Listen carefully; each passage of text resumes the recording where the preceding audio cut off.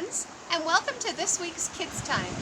Today I'm talking to you from my favorite place in the whole wide world, right here on my deck beside Lake Erie with my dog Days.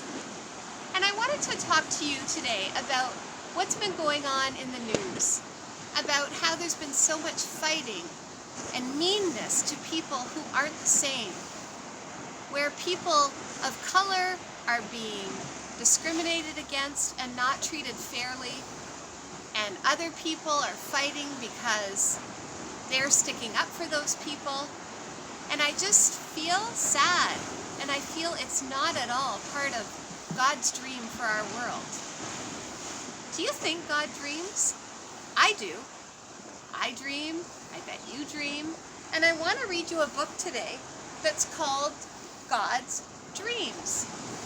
And it's written by Desmond Tutu, who had a lifelong struggle to bring equality, justice, and peace to his country of South Africa. So enjoy my story. Dear child of God, what do you dream about in your loveliest of dreams? Do you dream about flying high or rainbows reaching across the sky? Do you dream about being free to do what your heart desires? Or about being treated like a full person, no matter how young you might be? Do you know what God dreams about? If you close your eyes and look with your heart, I am sure, dear child, that you will find out. God dreams about people sharing. God dreams about people caring. God dreams that we reach out and hold one another's hands and play one another's games and laugh with one another's hearts. But God does not force us to be friends or to love one another.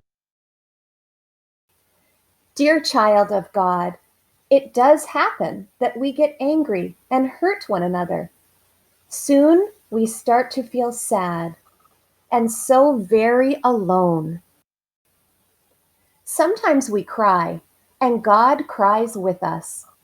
But when we say we're sorry and forgive one another, we wipe away our tears and God's tears too. Each of us carries a piece of God's heart within us. And when we love one another, the pieces of God's heart are made whole. God dreams that every one of us will see that we are all brothers and sisters. Yes, even you and me, even if we have different mummies and daddies or live in different faraway lands. Even if we speak different languages or have different ways of talking to God. Even if we have different eyes or different skin. Even if you are taller and I am smaller. Even if your nose is little and mine is large. Dear child of God, do you know how to make God's dreams come true? It is really quite easy. As easy as sharing, loving, caring. As easy as holding, playing, laughing. As easy as knowing we are a family, because we are all God's children.